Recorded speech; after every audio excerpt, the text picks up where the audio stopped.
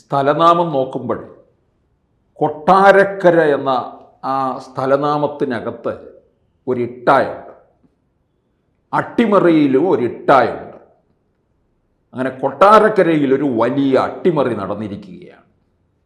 ഈ കൊട്ടാരക്കര എന്ന് കേൾക്കുമ്പോൾ എനിക്ക് ഓർമ്മ വരുന്നത് ഒന്ന് അവിടുത്തെ ഗണപതി അമ്പലം, പിന്നെ 24 മണിക്കൂറും ഉണ്ടാക്കിക്കൊണ്ടിരിക്കുന്ന അല്ലെങ്കിൽ നട തുറന്നിരിക്കുന്ന സമയം ഉണ്ടാക്കിക്കൊണ്ടിരിക്കുന്ന ഉണ്ണിയപ്പം, പിന്നെ ബാലകൃഷ്ണപിള്ള, ആർ ബാലകൃഷ്ണപിള്ള, നമ്മുടെ കെ വി ഗണേഷ് കുമാറിൻ്റെ അച്ഛൻ, പിന്നെ KSRTC സ്റ്റാൻഡ്. ലോകത്തെല്ലായിടത്തേക്കും ബസ്സുണ്ട്, റഷ്യയിലേക്ക് വരെ ബസ്സുണ്ട് എന്ന് പറഞ്ഞാൽ അതൊരു അതിശയോക്തിയായിട്ട് തോന്നും. അങ്ങനെ വളർത്തിക്കൊണ്ടുവന്ന കൊട്ടാരക്കര ചെറിയൊരു മാടമ്പി സ്വഭാവമൊക്കെ ഉണ്ടായിരുന്നു ബാലകൃഷ്ണപിള്ളയ്ക്ക്. ഇത് കേൾക്കുന്നവർ പറയും ചെറുതല്ല, നല്ല ഒന്നാം തരം മാടമ്പി ആയിരുന്നു എന്ന്.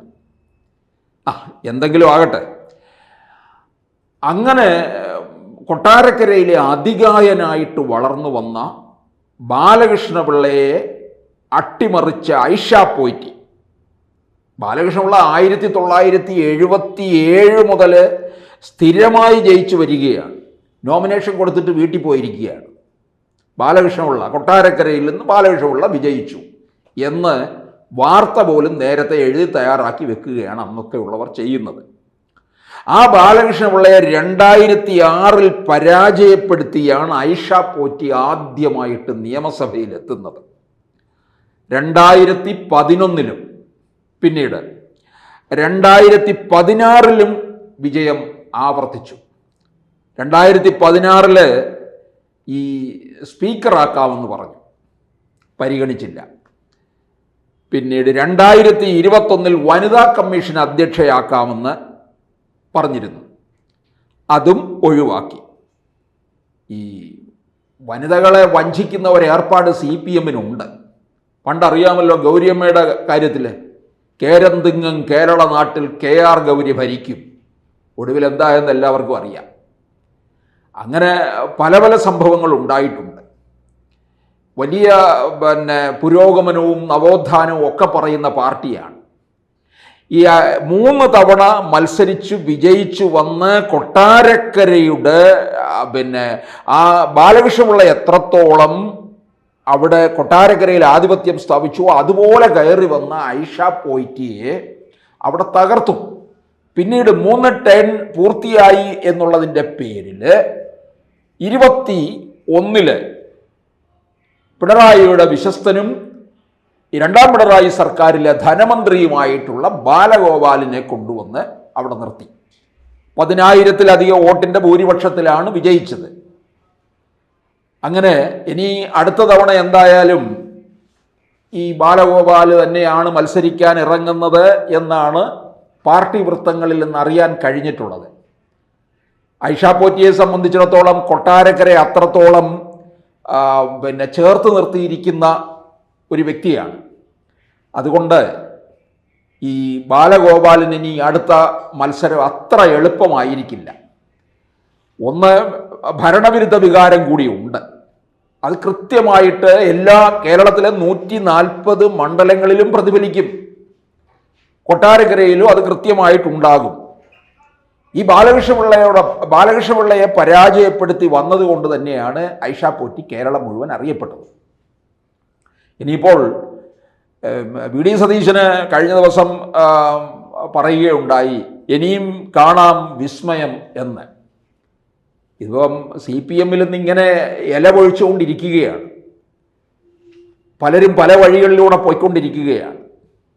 CPM-ന് വേണ്ടി പോയിരുന്ന് കലവില കൂട്ടുകയും ചാവേറാകുകയും ചെയ്യുന്ന ഒരുപാട് പേരുണ്ട്. നമ്മൾ അന്തിച്ചർച്ചകളിലൊക്കെ കാണുന്നതാണ്. അതിലൊരാളായിരുന്നല്ലോ റെജി ലൂക്കോസ് തൻ്റെ വഴി നോക്കിപ്പോയി. CPM എന്ന് പറയുന്നത് ആക്രി പാർട്ടി എന്നാണ് പറഞ്ഞിരിക്കുന്നത്. ദ്രവിച്ച ആശയങ്ങളുമായിട്ട് നടക്കുന്നു, അത് നാടിന് ആപത്താണ് എന്ന് പറഞ്ഞുകൊണ്ടാണ് ഇറങ്ങിപ്പോയത്. അതുപോലെ തന്നെ സുധാകരൻ ഇടഞ്ഞു നിൽക്കുന്നത് നമ്മൾ കാണുകയാണ്. അമ്പലപ്പുഴയിൽ സുധാകരനെ 2021 മാറ്റി നിർത്തി. പിന്നീട് പലതരത്തിലും അദ്ദേഹത്തെ താഴേക്ക് കൊണ്ടുവരാനുള്ള ഒരു ശ്രമം നടത്തി. അമ്പലപ്പുഴയിലെ സലാമിൻ്റെ വിജയത്തിന് തടസ്സമായിട്ട് പ്രവർത്തിച്ചു എന്നുള്ള രീതിയിൽ അന്വേഷണം വയ്ക്കുന്നു. അങ്ങനെ തരം താഴ്ത്തുകയൊക്കെ ചെയ്തു. സുധാകരനെ പോലും ഇപ്പോൾ ഇനിയും കാണാം വിസ്മയം എന്ന് വി ഡി സതീശൻ പറഞ്ഞതിൽ നമ്മൾ സംശയിക്കുന്ന ചില ആൾക്കാരുണ്ട്. അതിലൊന്ന്, എന്തായാലും ആലപ്പുഴ ജില്ലയിൽ നിന്നുള്ള ജി സുധാകരൻ തന്നെയാണ് കോൺഗ്രസിൻ്റെ ഒരു സ്ഥാനാർത്ഥിയായിട്ട് അമ്പലപ്പുഴയിൽ നിന്ന് മത്സരിക്കും എന്ന് തന്നെയാണ് ഒരു പിന്നാമ്പുറ വർത്തമാനത്തിലൂടെ അറിയാൻ കഴിയുന്നത്. അതുപോലെ തന്നെ നമ്മൾ സുരേഷ് കുറുപ്പിനെ അറിയാം.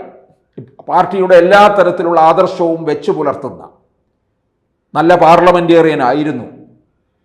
അദ്ദേഹത്തെ മന്ത്രി പദവി പോലും കൊടുക്കാതെ ഒതുക്കി നിർത്തി എന്നുള്ളതാണ്. DS പക്ഷക്കാരെ പൊതുവെ അങ്ങനെ ഒതുക്കി നിർത്താറുണ്ടല്ലോ. അതിലൊരാളാണല്ലോ രാജു അബ്രഹാം. രാജു അബ്രഹാമിനെ പിന്നീട് 5 തവണ റാന്നിയിൽ നിന്ന് മത്സരിച്ച് വിജയിച്ചു. 2016 മന്ത്രിസ്ഥാനം കൊടുക്കുമെന്ന് കരുതി. പിന്നീട് ഒടുവിൽ പത്തനംതിട്ട ജില്ലാ കമ്മിറ്റി സെക്രട്ടറിയാക്കി മാറ്റിയിട്ടുണ്ട്. അപ്പോൾ എന്തായാലും സുരേഷ് കുറുപ്പും എന്തു വന്നാലും ഇനി CPM വേണ്ടി പ്രവർത്തിക്കാൻ ഇറങ്ങില്ല എന്നാണ് അറിയുന്നത്.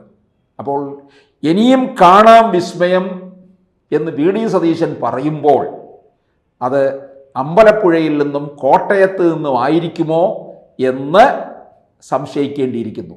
അങ്ങനെയാണെന്നുണ്ടെങ്കിൽ അത് CPM താങ്ങാൻ ഒരുപക്ഷെ കരുത്തുണ്ടാകില്ല എന്നുള്ളത് തന്നെയാണ്.